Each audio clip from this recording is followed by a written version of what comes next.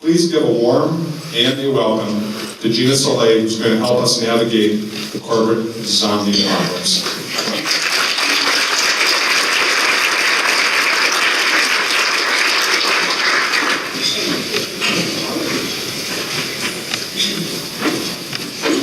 Good morning. Good morning. I gotta tell you, when Star Tribune came out with the corporate zombie headline, I couldn't have been more pleased. I got the call about 10 o'clock the night before, and I was like, corporate zombie? Like, that title rocks! And it's been so much fun the last 2 months now, I guess it's been, since the Strib article came out. It's been a ton of fun hearing now all of the stories and all the people who have reached out to me because of that article, saying, oh my gosh, I get it. I'm so glad that you're doing that. The work that you're doing, we so desperately need it. And so I'm excited to be standing here with you guys today and talking about the work that I'm doing throughout corporate America. And part of it, as Jack had mentioned, I spent a great deal of my career working in corporate America. Best Buy I was with, Caribou Coffee, but also having my own consulting firm and working with a number of different corporations since 2006. And really what has happened is I started seeing a decline in engagement, right? In energy, not even engagement. When we think about engagement, it's a little different than energy. When I walked through the halls of corporate America, my clients, all of a sudden I saw people become increasingly more exhausted, right? I'm a person who I'm walking through the halls and I look at somebody, I say hello, and usually I get those engaging hellos back. And what had happened is those even started to decline. I was like, what is going on? And so what ended up happening is in 2011, as I started seeing this happen, I decided to launch a humanitarian organization, leave corporate America, launch a humanitarian organization called Booyah. Did anybody hear about it? No, nobody heard about it. Okay, so Booyah happened in the Twin Cities. And I started, the whole mission of Booyah was to re-energize people by bringing joy back to people's lives, giving them permission to actually experience things that brought light and energy back to who they were. And so we would do random acts of joy, random acts of kindness throughout the Twin Cities. Within 5 months, we had a following of 100,000 people throughout the nation online. And we were in WCCO, we were in a number of different news publications. And so with that, what ended up happening is all of a sudden my corporate clients started coming back to me and saying, Gina, what in the world are you doing? And you're now this leader of the joy movement, and how in the world are you getting 100,000 people to follow you? What are you doing? And here's the question that they all ask, how can you bring that back to us so we can start energizing our people again? So here's what I did. I said, okay, so I put together the methodology on, okay, how in the world can we actually re-energize corporate America? And so I brought it back to a number of different people, and I said, okay, here's what I want to do. And they looked at me, and they're like, it's never going to work. And I'm like, no, this is how you do it. This is how you re-energize people. It works. We already know it works. We've already proved it outside of the corporate environment. No, it's never going to work. So that day, after a number of people had told me no, I said, no, this message needs to get out, and somebody's going to listen. Somebody's going to listen.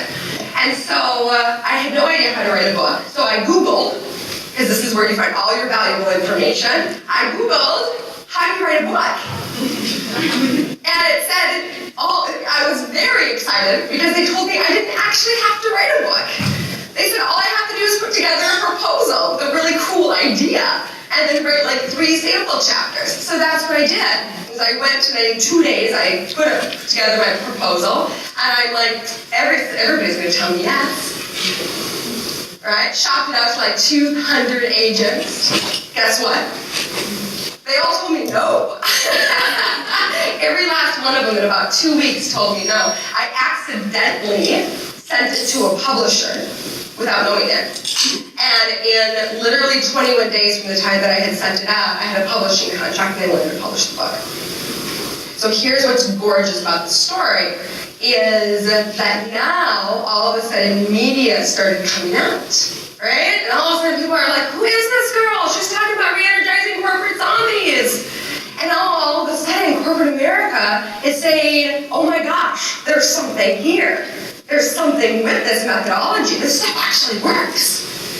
So now, this brings me to you. So, exciting stuff, folks. We now have an amazing, we now know not only what works, but we now have gotten to a place in corporate evolution where leaders are willing to bring in more progressive strategies, right, to reinvigorate and re-energize corporate culture.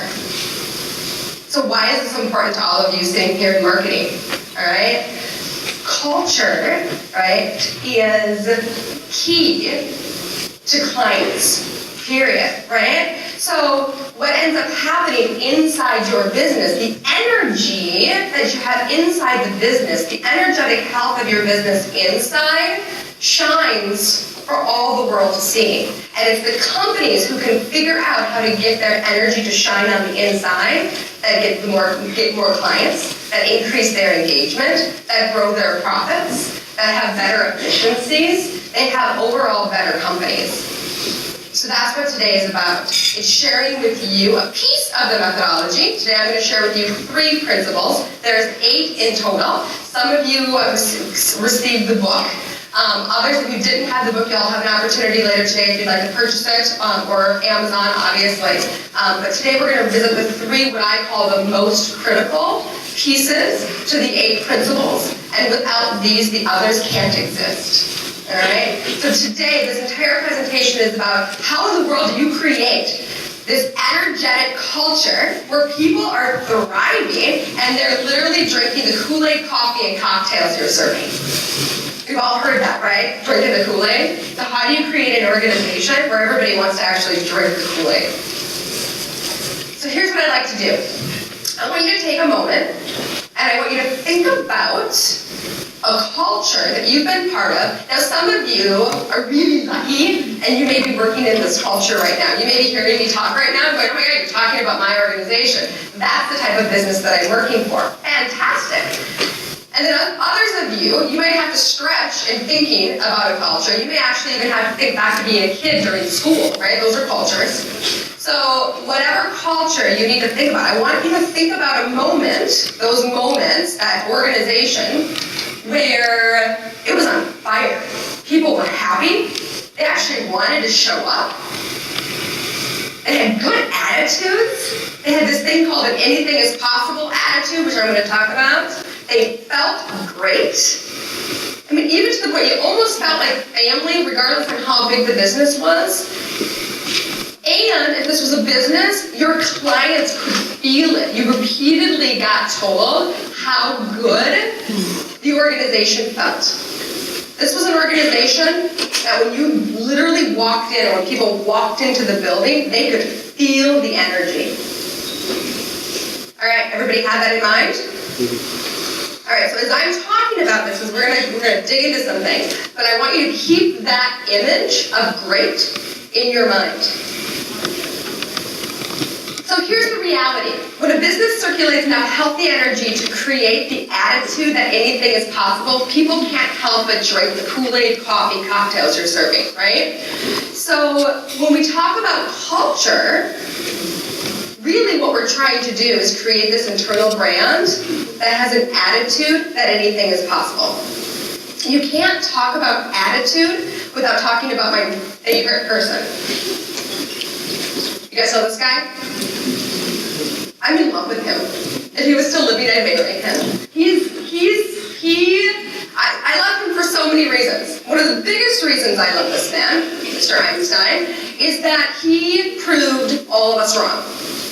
When everybody said that he was a failure, he said, no, I'm actually not a failure, and I'm going to prove it wrong. And he did. And his work has transformed our world. And here's the quote. It's in the book, and I live by it. Everything is energy, and that's all there is to it. Match the frequency of the reality you want, and you cannot help but get that reality. It can be no other way. This is not philosophy, this is physics. He got it, right? What you put into this world is what your reality becomes. So now think about a company, right? Think of what happens in an organization. I often go in and have conversations with leaders of organizations. They're like, we do not know why we're struggling with the culture. We've got clients dropping off, we have this happening and this happening. And I often say to them, before we go any further, you need to look in the mirror. So why do I say that? Not to be harsh, but to bring the point home that it's all energy, folks. It's all literally the energy that you put out into the world comes right back to you. And we see it in companies time in and time out. So you have a choice about what type of attitude, what type of energy you're going to drive inside your company. Right? So if you're in a company that's struggling right now, whether it's a small boutique marketing firm or whether you're part of a large organization, you need to start looking around and asking yourself, okay, what's happening right now? What kind of reality are we creating? What kind of choices are we making right now that's creating this culture that we exist in? So my question to you, now I want you to think about the company that you're actually in. So first we thought about a company as the vision of great, if you will, which we're going to go back to. So the next question is, what's your brand's attitude? What kind of company do you actually live in? So you're hearing me talk right now, like I had said earlier, some of you may be in a company who's thriving, who has an amazing internal brand, and some of you may be struggling. But how do you know if your internal brand is actually struggling or not? How do you know if the attitude of your internal brand is inhibiting success when it comes to clients, when it comes to employee energy, when it comes to being amazingly successful? So I want to take you through, so everybody's got their organization in their head right now. I'm going to ask you a series of questions, and all I want you to do is answer true or false. Pretty easy game. You ready? Guys are quiet. Okay. First question. True or false? Think of your company. Leaders are more focused on C-suite divisional or owner direction than people. Think of the company in general. I'm going to buzz through these fairly quickly. Next one. True or false? Leaders are being overtaken or perceived by loss of power, heightened level of responsibility, or directional unknowns. Next, leaders are showing their worst frequently or more than usual. During stressful situations, right, we lose our capacity to lead really well, and we let the worst sometimes sneak up on us. Uh-oh. Did I do something? Did I turn this? I don't know what the on button is. Oh, thank you. Okay, moving on. Leaders have become frozen by politics. This is a big one. And are allowing politics to drive decisions even when better options exist. People are leaving the business or thinking about it. Engagement scores is another one of my favorites. Are at a minimum satisfactory or decreasing, and these scores are being accepted due to other priorities in the organization. We do not have time to focus on energy and engagement right now. We have to figure out how to get our bottom line results. Come on, people. Next, employee retention is low overall, or significant gaps in particular areas of the business are evident. People have a tendency to blame others and make excuses for their mistakes rather than accept ownership and take responsibility. People feel they can't make any decisions without receiving specific approval from management prior to doing simple tasks or taking care of customers. In some really toxic environments, even vice presidents of the organization are beginning to feel like paper pushers. This is another one that's common. Gossip, behind the back conversations, complaining and don't repeat this conversations are common among all levels of the business. Another favorite, having a lunch is a rare privilege. Anybody feel like that ever? Unless it's done while working or in front of your smartphone. 12 to 14 days are not uncommon. And the last one, any of the previous statements are true despite the fact that your business provides some sort of wellness, community, or culture program. It's amazing to me. I go into number of different organizations, and the question is, we don't understand the statement. We don't understand why we're struggling when we've got this great culture program. We have this great wellness program. So what's not working? Why are people not happy? Or why are our customers not walking in and being completely mesmerized by our awesomeness? So how do you, right? This is always our next question. If we've got a great culture program, how do you create an anything is possible attitude? So here's the reality. You guys just answered true or false on all of those statements. If you answered true to let's say 5 or more of those statements, you are in a toxic environment. And it's not uncommon to have organizations who have literally answered true to every single one of those statements. It's where we're at. We're tired. We're exhausted. I mean, here's the reality, right? Our technologically connected world, which is great. I love instantaneous information. But the reality is we are connected to, we are plugged in, and our expectations and demands have become increasingly more significant and added an increase of pressure onto the entire workforce. Gallup has just come out in 2013, came out and reported that 70% of the American workforce is disengaged. So when you think about marketing, right, and you think about creating a wow brand, right, it stems from your internal brand. So how are you going to fix that? So here's how you do it. So this is where it gets into, why do I keep doing it? Thank you. Okay, there's 3 principles. There's 8 in total. I'm only going to talk about 3 today because I call these the foundational principles of how do you create an anything is possible attitude, a wow brand, internal brand. The first one, principle 1, is functional leaders drive profits, right? We always talk about this, but a lot of times we avoid it. The reality is, if your leaders aren't functional, and we'll talk about what that means, right? It's not possible to have a wow brand. It's just not. The next one is vision and purpose ignites forward momentum. Crystal clear vision. A lot of companies, large companies, they have huge organizations I'll walk into, and they'll say, we don't know what's going on. I'll say, what's your vision? Well, we don't need one of those. We have a mission. Yeah, but where are you going? We don't need to worry about that. We have a mission. So vision is key. Truth and clarity motivate action. So we're going to talk about that too, the importance of truth, ditching the spin, if you will. So functional leaders drive profits. Does anybody watch TED Talks in here? Okay, all right. Did anybody see psychopaths in the workplace?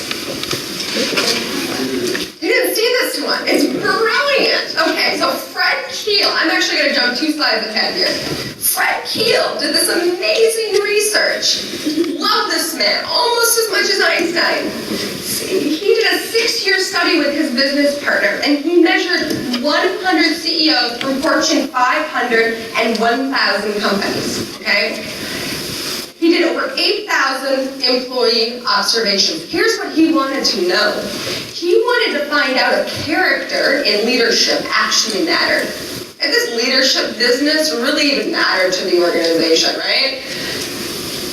Do high character leaders matter when it comes to company results, right? This is the first time we've actually had actual data proving that character matters.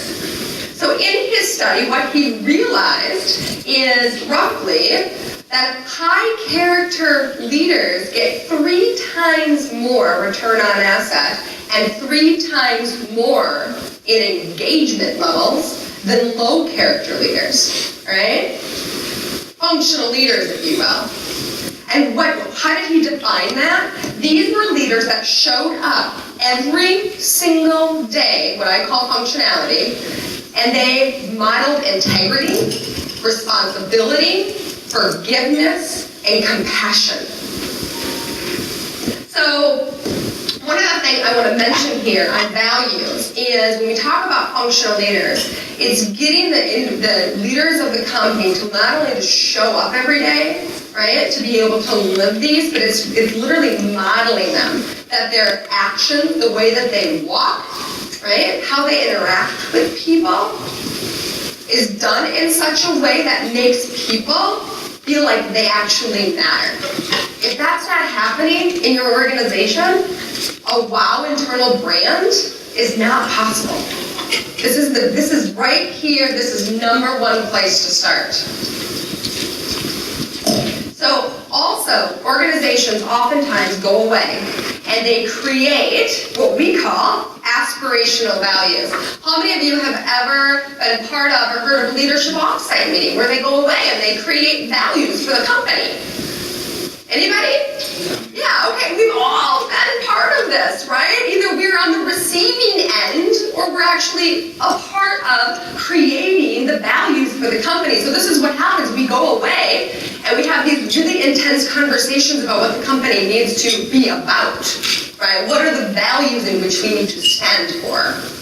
So then we come up with really fantastic values, and then we go back to the organization and we create really cool internal marketing stuff to put on the walls. Sometimes we put them on the break room, and sometimes if we really want to spend a lot of money, we have them like etched in stone. Right? Things like compassion and integrity and responsibility and innovation. Nope, that's a buzz one right now, right? But we have all these aspirational values, and there's probably like 300 of them that you could choose from, okay? And the leaders are very proud, right? Everybody's very proud. And then all of a sudden something happens. Nobody can live them. Because they're aspirational. And then that's what people will say, well, they're aspirational, it's what we hope to become. Here's the reality. In the meantime, you have these on your wall. And if this is what you hope to become, between then and now, your company and every leader will be perceived as a liar by employees. And when that happens, every ounce of energy, discretionary energy, aka engagement, right, will go down the tubes. Critical point here in leadership functionality. If you cannot walk the talk, right, you will never create a brand that will wow anyone, especially your customers, let alone your employees. So, what's the solution? Everybody's like, Gina, okay, that's great, we get that, right? Well, how do we fix this? Figure out what you really are.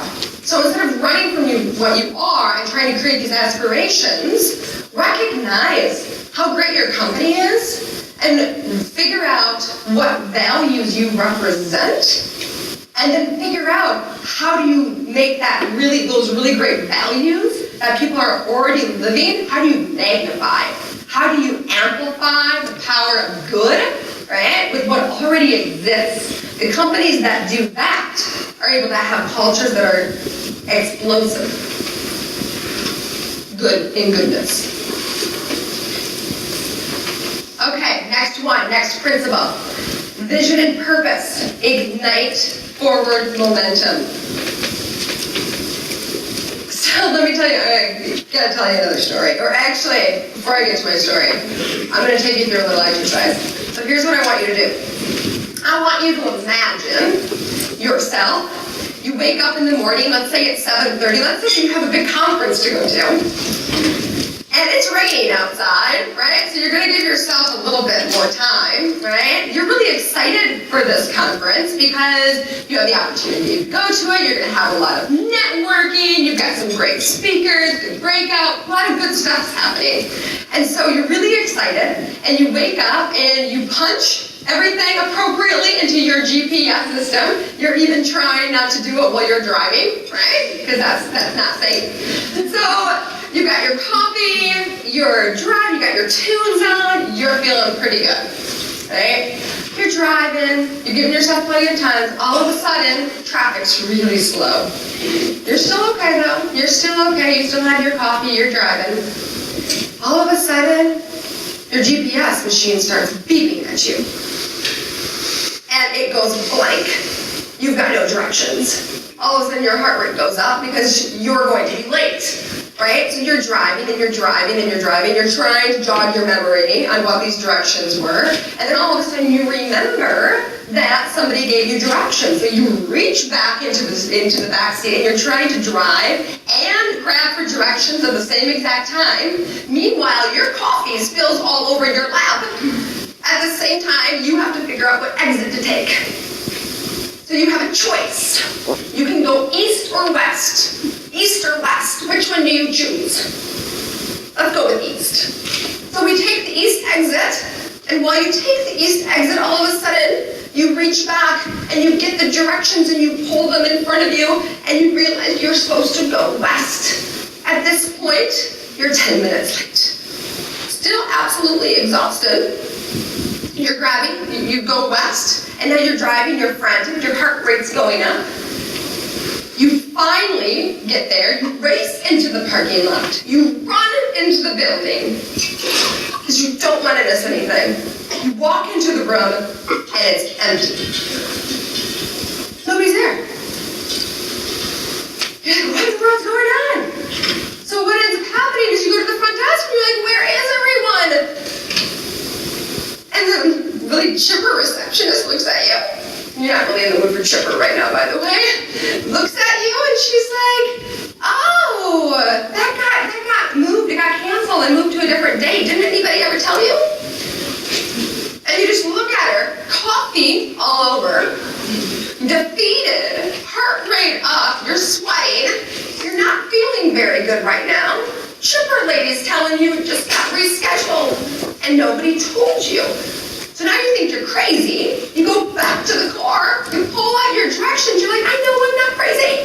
And then you look, and you're not crazy, the memo that you got was accurate at the time, right? So then you drive back to the office and you ask, what in the world happened? I was supposed to go to this big conference, why didn't somebody tell me it changed? And they just look at you and they're like, oh yeah, sorry about that. We'll let you know next time, we'll make sure you get on the list. Defeated, all you want to do is go home, it's raining, eat Ben and Jerry's on the couch and veg out. Here's the reality. This is how most employees feel every single day. Because they have no idea where they're going, because the vision and what the company's trying to accomplish keeps changing on them. So they feel like they're in this constant race of trying to figure it out, getting the right direction, getting coffee all over them, feeling exhausted, not getting the right memo. So we're trying to move these companies forward, but yet we're not telling anybody where we're going. Vision, like a lighthouse, right? That you've got to make sure that everybody in your company, to have an internal brand that people just want to drink the Kool-Aid, right? Give me the cocktails. I love it here. Your business has to be just like your culture has to shine a light so strong that it is absolutely undeniable on where everyone is going. Everybody needs to get to the conference on the right day at the right time without any stress. You got to figure out how to have the lighthouse. Last one. Truth and clarity motivate action. This is a big one, especially in marketing PR. I'm guessing there's some mixture. Internal communications, right? Leadership. Truth and clarity motivate action. What exactly do I mean by that? Ditch the spin, right? There's a threshold with this little thing called being politically correct, right? So all of a sudden, in corporations, we have these really fancy buzzwords that nobody has any clue what they need. Things like operational efficiency, communicative leadership. I could go on and on. I write like 4 or 5 of them in the book, but there's literally, I started a company one time, this is no joke, I walked in a leadership role, they gave me a free ring binder. I said, what is this? This is our terminology. You need to memorize this. I sat through a training for a week and I had no clue what they were talking about. Right? Ditch the spin. But what does it actually mean to ditch the spin when you're walking through an organization day in and day out? Who's this man? Nelson Mandela. I love when we talk about creating a culture that has an attitude of anything is possible. And we talk about an example of ditching the spin and what does it look like to truly show up every single day regardless of the role that you're in, right? With truth and clarity. When I think of Nelson Mandela, the first thing is anything is possible. Right? So we think of our lives in corporate America or boutique marketing organization, wherever you are sitting, when we think about the frustrations that we have in our life and whether anything is possible or not, this is an example of anything is possible. So how does that look in your organization? Truth and clarity motivate action, and what that looks like is leading with positive intent. Right? Showing up every single day, regardless of who you're having a conversation with, by focusing on the positive rather than fixating on the negative. Actually walking in and saying, you know what? I'm intending for my actions today to be of a positive nature, to help this person in front of me, and to help this organization be the best it can. The next is show up without anger. We still have, in many organizations, individuals, leaders who are slamming doors, showing anger when inappropriate. We still have this stuff happening all over the place, and that just deflates any culture. So it's how do you keep that in check? We literally, and I'll tell you about this at the very end, which we're coming close to, but I worked with a client. We increased their profits by 20%. This is not uncommon with this work. We increased their profits by 28%. We increased their operational efficiencies by 38%. And the biggest part of this, what they have told me, is you know what? We figured out how not to show up with anger and to actually be able to communicate with each other, have a solid vision, and actually walk our true values. The other thing, when it comes to truth and clarity, when I say ditch the spin, be transparent, people, right? We honor ourselves in coming up with fancy language, right, to cover things up. And that's just the reality. Be transparent. Communicate courageously. Have the guts to stand up for what you really believe is right. Regardless on the level, and that's a scary thing, but regardless on the level that you sit at within the organization, it's being able to exercise your courage And when you know something isn't right, whether it's defending somebody else, or whether it's something that's happening in the company, or whether it's something going out externally, whatever it is, being able to stand strong in your convictions and walk forward with courage and state your piece. We have too many brilliant people in companies who aren't talking. Right? From part-time Joe all the way to the CEO, people are brilliant. We are one of the most educated, right, working generations right now. People have brilliant minds, but we're not talking. Right? We need to start speaking up courageously. And then the next thing, I'm just gonna word there. The last one is be strong enough to face fear. Right? Cultures that are thriving, creating an environment where people aren't fearful. People are able to show up and be courageous, be transparent, show up without anger, and lead with positive intent because they're not fearful. Because they have leaders who are modeling the way with high character. Because they have a strong vision. Because they're empowered. Be strong enough to face fear, regardless of the level that you're sitting at. So again, and I just mentioned this, but the results, what we're finding with this work, these three principles alone, I would say that 80% right now, in the entire book, 80% of the work in organizations that I'm doing have to do with these three principles right here when it comes to re-energizing corporate organizations. And what we're seeing is approximately 20% more profitability in companies, and we're seeing 37% more efficiency in organizations. Huge numbers. I don't know any business leader that doesn't want to see that bottom line. So bottom line, right? Attitude of your internal brand is everything. That if you can create an internal brand where people feel like they matter and they want to show up every single day, your customers can't help but feel that and want to be part of that.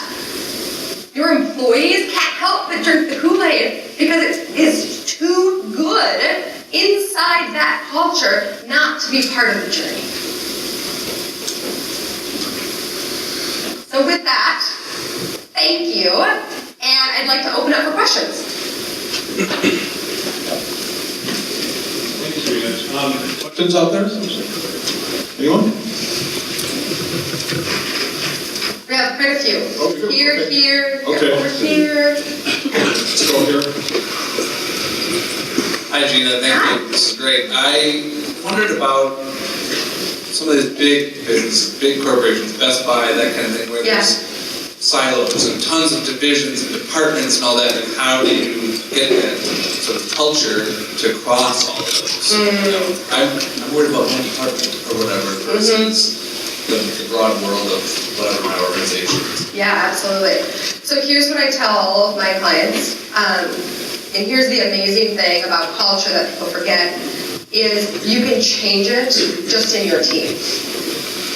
So the reality is that to change an X billion-dollar organization is like turning the Titanic, right? And it can be tough. I won't. That's just the reality. It's very, very tough. But you have the power, let's say you're at the management level, whatever that means for your organization, you have the ability, you as a leader can literally transform a team, a small team of people within a big corporation. I've worked with leaders who have literally transformed their culture within their team to a point that they now have other people in the organization trying as hard as they can to work for that leader. And I'm sure, because people have just naturally done this because you have those good leaders, right? So it goes back to the leadership principle that the number one, functional leaders drive profits. For all of you leaders in here in big organizations, you literally can do all of this work, pick up this book, do all of this work within your small team. Let's say you only even have a team of 5, let alone if you have a team of 30, 40, and so on. Does that answer your question? Okay. Other question? Anyone? There was a couple back there. Okay. You can shout it out too. I think we're in a small enough room. curious, like what made you decide, well, you know, you said the walking the hallway, you were engaged, but Yeah. you went from like corporate to doing your own thing, and what motivated you, how did you take that leap? That's a conversation over a glass of wine.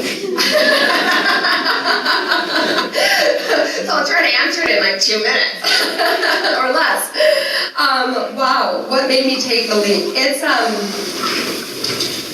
I'm a human being who cannot help but communicate courageously, if you will. And I started really young.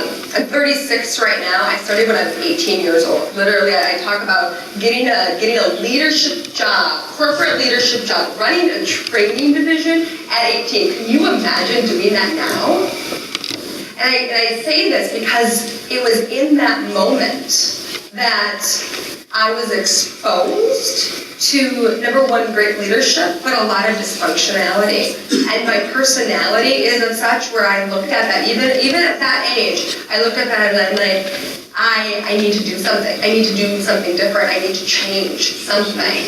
And so I have such gratitude for the amazing mentors that I have in my life who had me literally push me to basically I've managed every single element of a business, so I knew it frontwards and backwards, so that I could actually make change. And so my experience with my corporate zombie experience, when I realized that all of a sudden I was getting sucked in to kind of the spreadsheet world, because I was really good at it and they kept paying me a lot of money to do spreadsheets, that I couldn't do it anymore. And so it was in 2006 when I was given a layoff opportunity that I decided that I needed to start what I wanted to start way back when I didn't have an experience, and I jumped the corporate ship at that time. And it was 9 years ago when that journey happened, or approximately 9 years ago, and it has just been one experience after another of challenge and growth that has truly led me to where I'm at right now.